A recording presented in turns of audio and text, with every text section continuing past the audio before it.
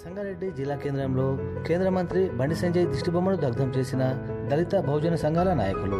ప్రజాగాయకుడు గద్దర్ను కించపరిచేలా మాట్లాడిన కేంద్ర మంత్రి బండి సంజయ్ వ్యాఖ్యలను తీవ్రంగా ఖండిస్తున్నామని, తెలంగాణ ప్రజలకు బండి సంజయ్ వెంటనే క్షమాపణ చెప్పాలని డిమాండ్ చేస్తూ మంత్రివర్గం నుండి తొలగించాలని అన్నారు. ఈ కార్యక్రమంలో దళిత బహుజన సంఘాల నాయకులు వీరయ్య యాదవ్, అనంతయ్య, అశోక్, పీడీఎస్యు సురేష్, ప్రకాష్ రాథోడ్, పోత్రాయ్ పవన్, జైపాల్ నాయక్, అఖిల్ తదితరులు పాల్గొన్నారు.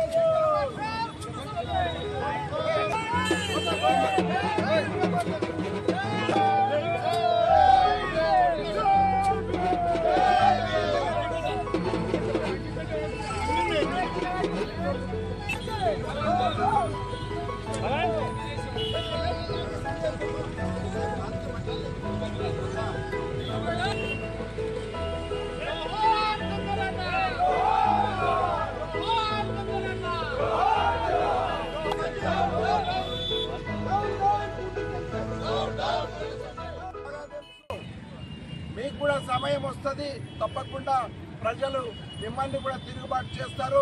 ఈరోజు సంగారెడ్డి పట్టణంలో మేమంతా కూడా బండి సంజయ్ను ఆయన వ్యాఖ్యలను నిరసిస్తూ ప్రదర్శన జరిపి ఆయన యొక్క దిష్టి బొమ్మ అనేటటువంటి తగలబెట్టడం జరిగింది. మేము డిమాండ్ చేస్తున్నాం, బండి సంజయ్ను వెంటనే మంత్రివర్గం నుంచి బర్తరఫ్ చేయాలని మేము డిమాండ్ చేస్తున్నాం. జై భీమ్. సంఘాల తరఫు నుంచి బండి సంజయ్ గారు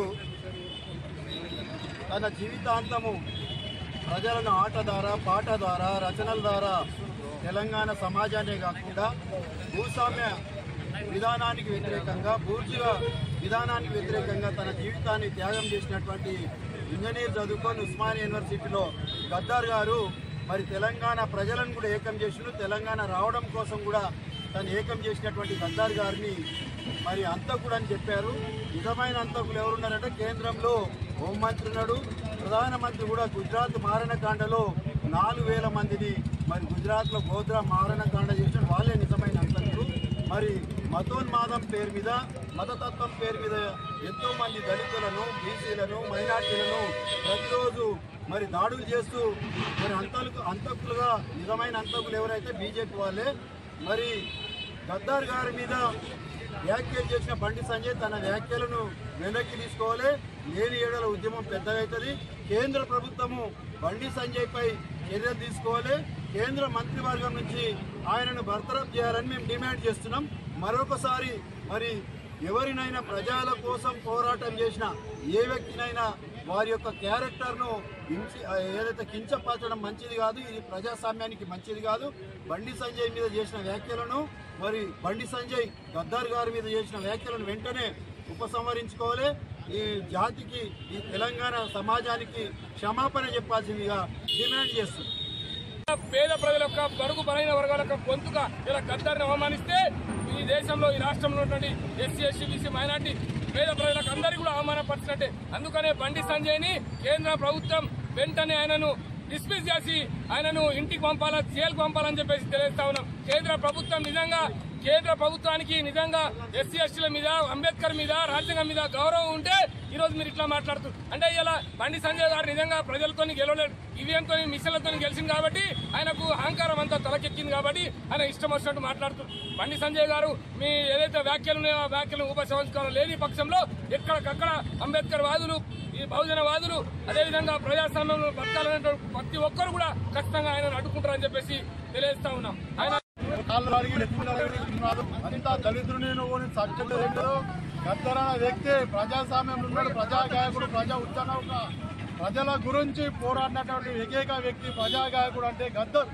గద్దర్ గురించి మాట్లాడే అర్హత లేదు. గద్దర్ యొక్క కాళ్ళు గాడికి నువ్వు నెత్తి మీద పోసుకో, బట్ట నెత్తి మీద ఇంటికెళ్ళడం మలుస్తాయి కొడుతాను.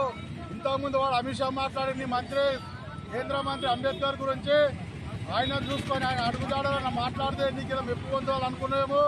అమిత్ షా బూట్లు మోసి నువ్వు సహాయ మంత్రి అయినావు, కానీ నువ్వు ఇట్లా భోజనాల గురించి, అంబేద్కర్ గురించి, గద్దర్ గురించి, మా గురించి ఇంకెక్కడన్నా మాట్లాడితే ఖబర్దార్ కొడుక, బట్టలు ఇప్పుతాం రోడ్డు మీద తిరగనీయం. నేను చెప్తున్నా, ప్రజా ఉద్యమంలో నువ్వు ఏడ దొరుకుతా అడ్డుకుంటాం.